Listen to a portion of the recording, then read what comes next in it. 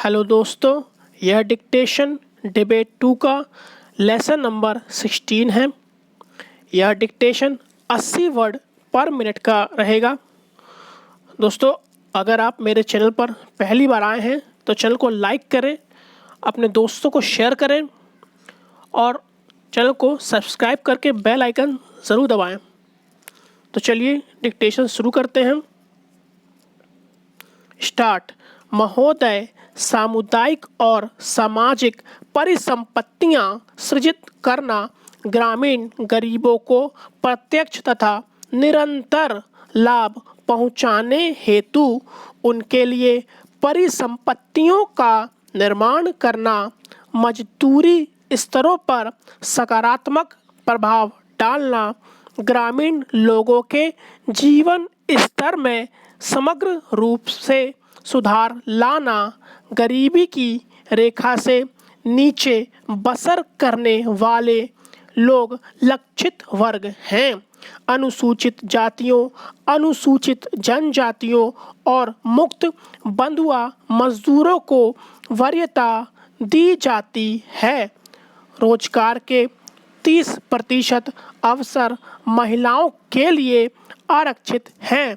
केंद्र और राज्यों द्वारा 80/20 के अनुपात में व्यय वहन किया जाता है। केंद्रीय आवंटन देश के कुल गरीबों की तुलना में राज्य संघ शासित क्षेत्र के गरीब ग्रामीण लोगों के अनुपात के आधार पर किया जाता है। वे सभी कार्य शुरू किए जा सकते हैं जिनसे टिकाऊ उत्पादक स्वरूप की सामुदायिक परिसंपत्तियों का सृजन होता है। पंचायत समिति द्वारा परियोजना का मूल्यांकन और अनुमोदन किए जाने के पश्चात उसे अनुमोदन देने हेतु ग्राम पंचायत सक्षम है। संसाधनों का कम से कम 60% भाग मजदूरी घटक पर खर्च करना होता है। जवाहर रोजगार योजना के कार्यों के निष्पादन हेतु ठेकेदारों अथवा बिचौलियों को लगाए जाने की अनुमति नहीं है। मजदूरों को रियायती दरों पर प्रतिदिन 2 किलोग्राम खाद्यान्न दिया जाता है। 1755 पुनर्गठित ब्लॉकों में मजदूरों को दिए जाने वाले खाद्यान्नों का जारी मूल्य प्रति किलोग्राम 50 पैसे कम है। जवाहर रोजगार योजना की समान प्रणाली के अलावा पिछड़ेपन के आधार पर चयन किए गए 120 पिछड़े जिलों में कार्यक्रम को तेज करने के लिए 700 करोड़ रुपए आवंटित किए गए हैं। जवाहर रोजगार योजना की तीसरी पद्धति में विशेष और अभिनव परियोजना प्रारंभ करने का प्रावधान है, जिनका उद्देश्य मजदूरों का नगरों में पलायन को रोकना, महिलाओं के लिए रोजगार के अवसर बढ़ाना तथा स्वयंसेवी संगठनों के माध्यम से ऐसे विशेष कार्यक्रम चलाना है जिनका ध्येय जल संभरण विकास, बंजर भूमि का विकास करना हो।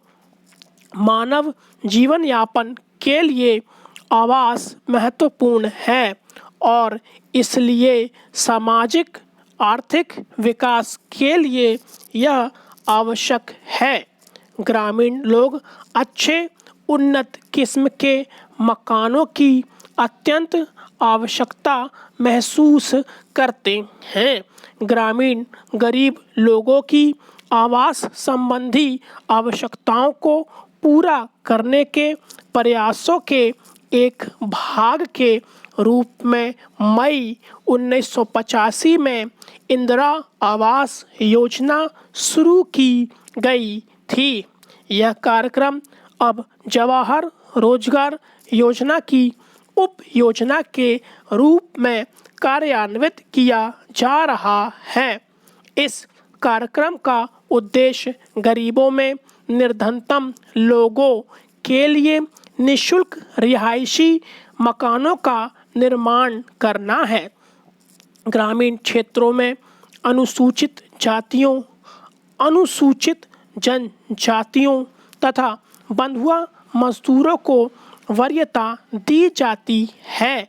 जवाहर रोजगार योजना के तहत राष्ट्रीय स्तर पर 10% संसाधन इस कार्यक्रम के लिए निर्धारित किए जाते हैं।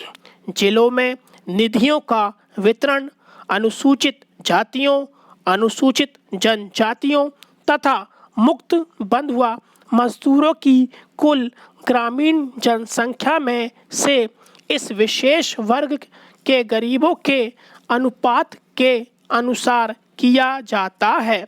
मकानों का आवंटन लाभ भोगी परिवार की महिला सदस्य के नाम किया जाता है।